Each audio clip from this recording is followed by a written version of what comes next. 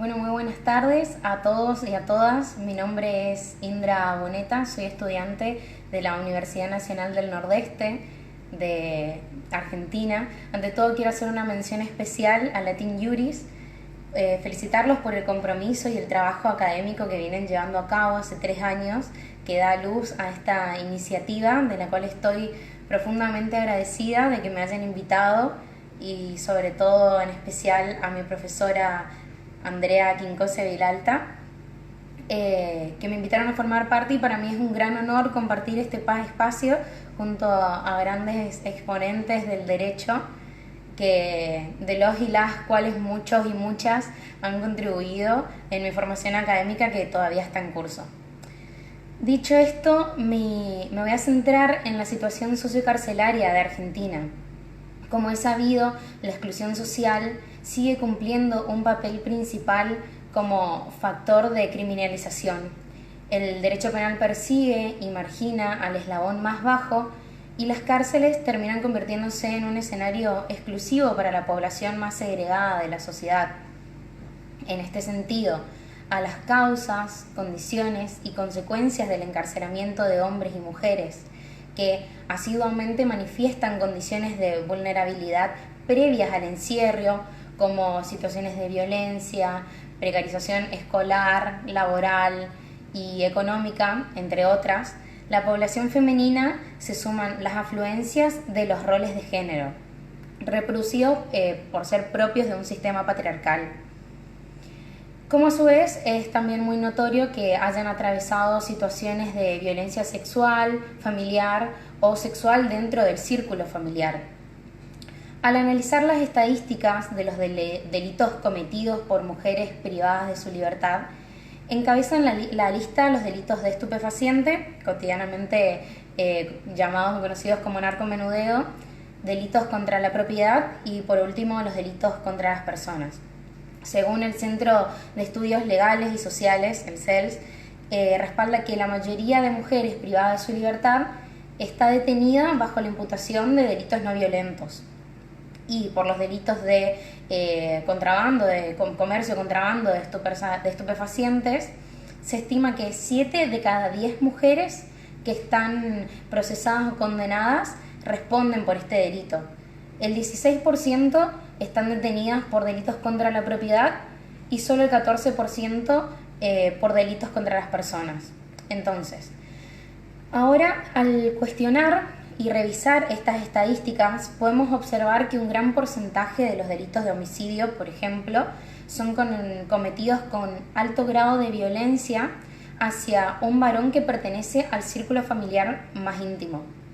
Por otro lado, al hablar de los delitos de estupefacientes, vemos cómo las mujeres participan desde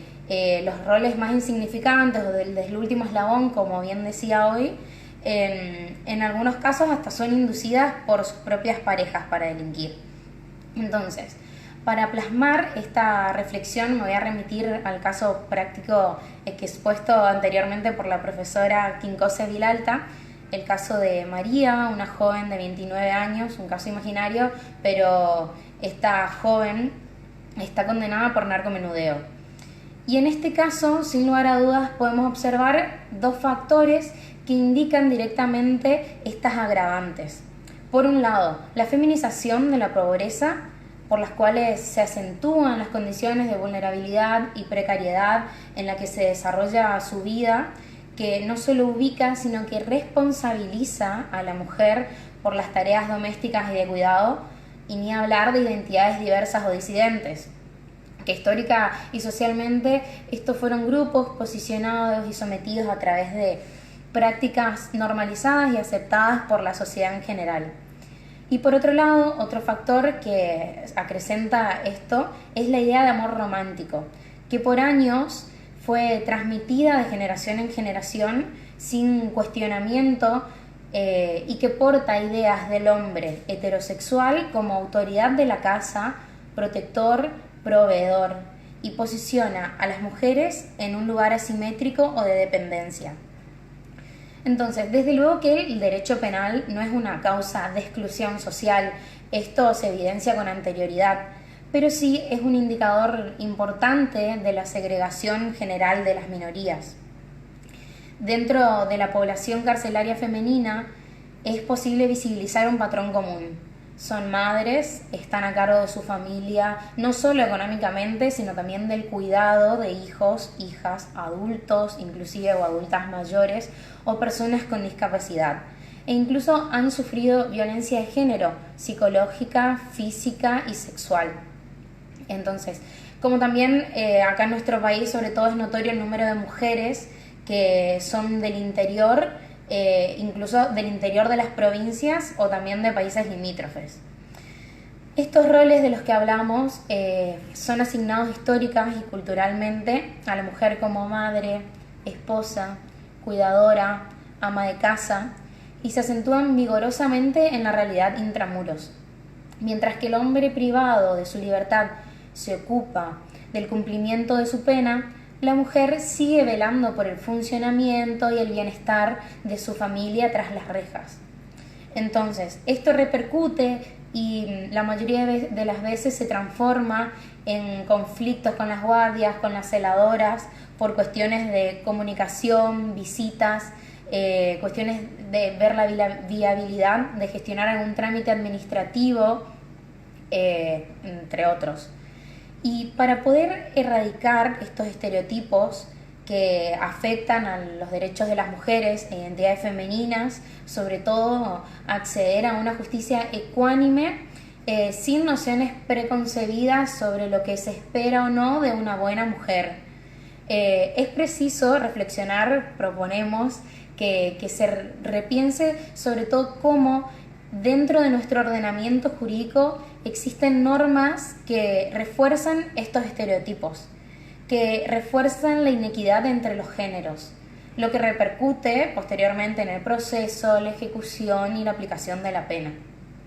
Entonces, ¿de qué hablamos y qué significa hablar de ejecución penal y perspectiva de género?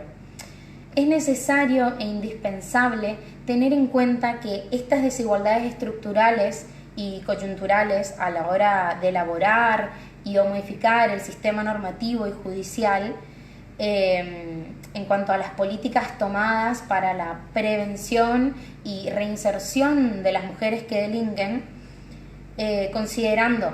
la falta de perspectiva de género en la legislación repercute en las condenas y estas a su vez se manifiestan en el tratamiento desigual carcelario que, lejos de responder a los parámetros que apuntan a la reinserción social, responden a un déficit legal en relación a la ausencia de reglamentos, protocolos que atiendan a las necesidades específicas de las mujeres e identidades femeninas y más bien responden a ideas sexistas.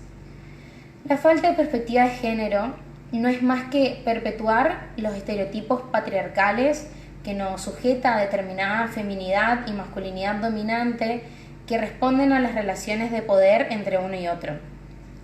En el sistema penitenciario podemos evidenciarlo claramente, abarca desde cuestiones edilicias que atañen al establecimiento penal, en el plexo normativo y en el tratamiento, como mencioné anteriormente, hasta las tareas, talleres, capacitaciones que se ofrecen. Por ejemplo,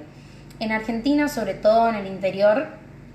es común que en los penales masculinos cuenten con el dictado de talleres de carpintería, tecnicaturas en informática, se tenga acceso a una carrera de grado universitaria con mucha más disposición y facilidad, mientras que en los establecimientos femeninos se dispongan de talleres de costura, cocina, peinado, y son pocas las mujeres privadas de su libertad que acceden a una educación terciaria o universitaria. Entonces, esto posteriormente también repercute en la reinserción laboral y vemos cómo se acentúan los roles de género. En sus orígenes, el derecho penal fue pensado por y para hombres heterosexuales. En el marco de nuestra legislación nacional argentina, la Ley 24660, que establece todos los principios básicos de la ejecución de la pena privativa de libertad, que fue sancionada en 1996, podemos observar cómo se hace referencia y se contempla al ejercicio de la maternidad, más no de la paternidad. Para empezar, En su artículo 32 sobre el Instituto de la Prisión Domiciliaria, en su inciso E específicamente, habla de mujer embarazada. Y teniendo en cuenta que en 2010 se aprobó la Ley de Matrimonio Igualitario y en 2012 la Ley de Identidad de Género, sería razonable que la norma se adecúe, empleando un término más inclusivo, como persona gestante, que tenga en cuenta a las identidades diversas y disidentes. En el inciso F del mismo artículo remite nuevamente a la mujer madre, bajo la circunstancia de tener a su cargo un niño menor de 5 años o una persona con discapacidad, pero podemos ver cómo precisamente en este inciso se concentra y se imparte desde la norma los estereotipos de la mujer, reduciéndola a madre, a cuidadora, acentuando su capacidad reproductiva y a su vez dejando de lado el ejercicio de la paternidad, porque el ejercicio de la paternidad no está contemplada ni regulada en la misma legislación, porque después podemos ver cómo se vuelve a hacer referencia a los hijos o hijas en el capítulo 15, cuando refiere a establecimiento para mujeres. Y por último, en el artículo 136, referente a las situaciones especiales, donde se evidencia en la misma circunstancia la posición de la mujer privada de su libertad como sujeto de los medios materiales para la crianza adecuada de su hijo,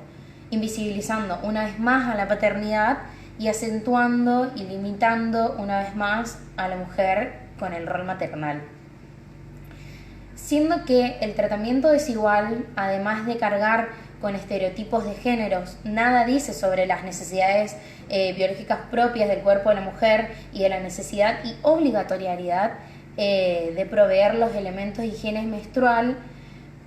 proponemos, o sea, teniendo en cuenta que apelar a una aplicación analógica de la ley por parte de los tribunales, que de hecho ya hay antecedentes que se registran en sentencias de nuestro país, resultaría insuficiente frente a esta problemática. Entonces creemos que es preciso, e invitamos al debate, generar un reconocimiento real y efectivo de los derechos de las personas privadas de su libertad, en especial el de las mujeres e identidades femeninas, y adecuar el ordenamiento positivo local en pos de generar por todos los medios apropiados políticas orientadas a prevenir, sancionar y erradicar las violencias hacia las mujeres e identidades femeninas en todas sus formas. Así que esa fue la reflexión con la que quería finalizar esta ponencia. Agradezco una vez más a Latin Juris y le voy a ceder la posta en donde va a hacer más hincapié a mi compañera, a Lucía Gavassi, sobre la normativa y cómo repercuten todos los estereotipos de géneros de esta en la práctica.